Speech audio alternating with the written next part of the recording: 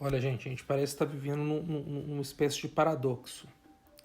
A gente tem do lado uma doença letal, de fácil propagação, e temos de outro lado eventuais repercussões econômicas que a gente já está sentindo aí, né?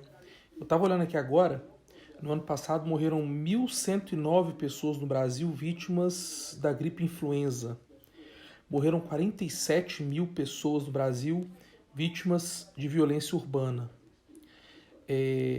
Eu poderia ter evitado a morte dessas 47 mil pessoas, por exemplo, com toque de recolher à noite, ou até com isolamento social também. Se as pessoas não saem de casa, elas estão menos expostas à violência.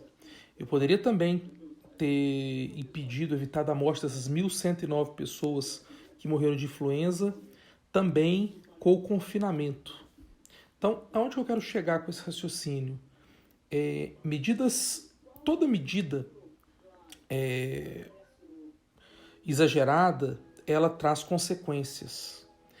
E o meu receio, e aí eu falo de um temor, é de que as consequências desse isolamento, que as consequências, querendo ou não, a imprensa está explorando a questão do coronavírus, né? A Globo fica 11 horas direto com o jornalismo falando disso, Globo News, CNN, são as que eu mais vejo, enfim, 17 horas, 18 horas falando disso.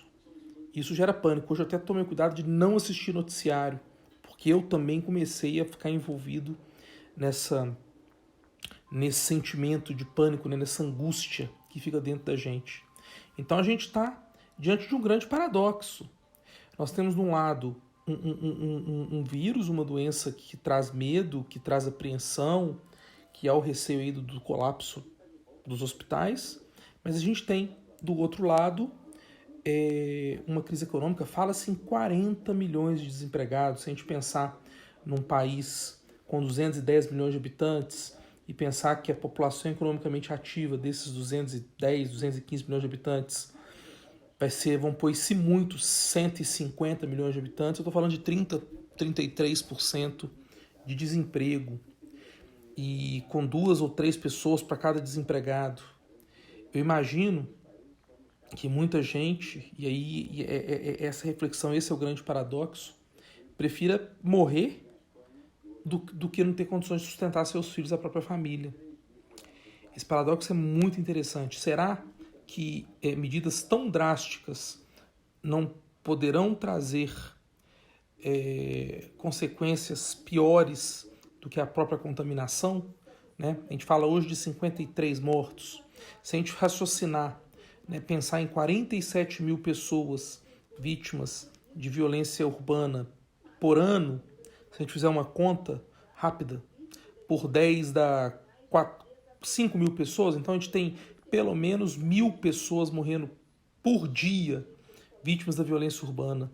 E eu posso resolver a violência urbana com toque de recolher, eu posso resolver a violência urbana com isolamento social. E aí? Como seria? Né? Então, essa reflexão que a gente tem que fazer.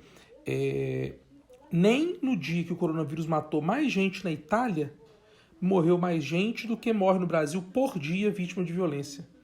Se a gente fizer uma conta rápida, besta, vão dar aí 1.000 pessoas por dia, pelo menos. Então, é essa reflexão que a gente tem que fazer. Quando a gente vê...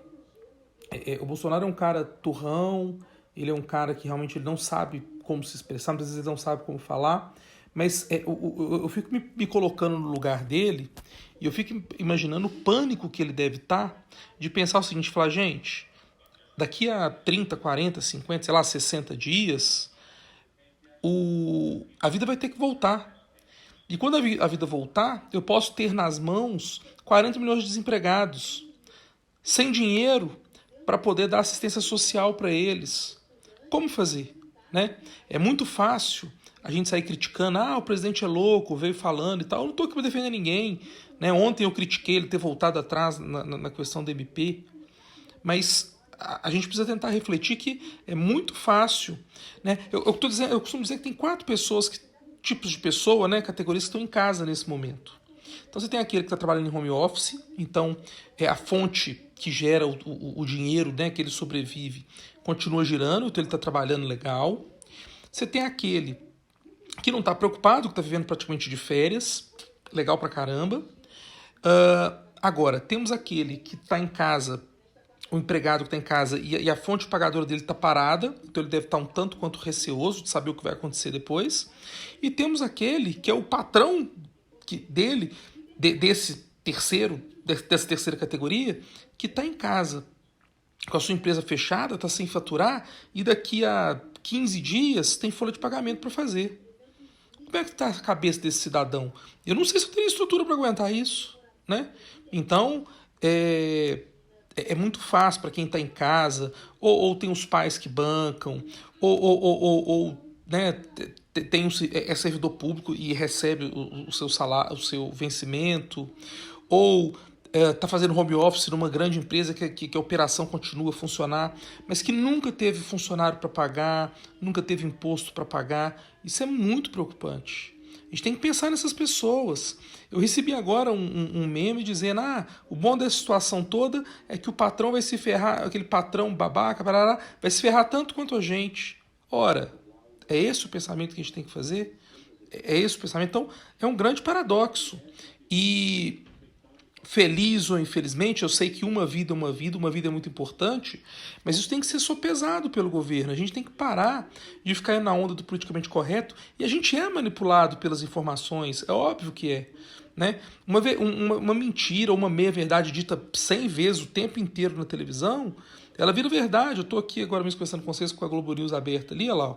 Estados Unidos tem mais de 50 mil casos confirmados e 680 mortes. Isso vai entrando na cabeça e vai gerando pânico na gente, né? 680 mortes, repito, é menos do que morrem brasileiros por dia vítimas da violência urbana.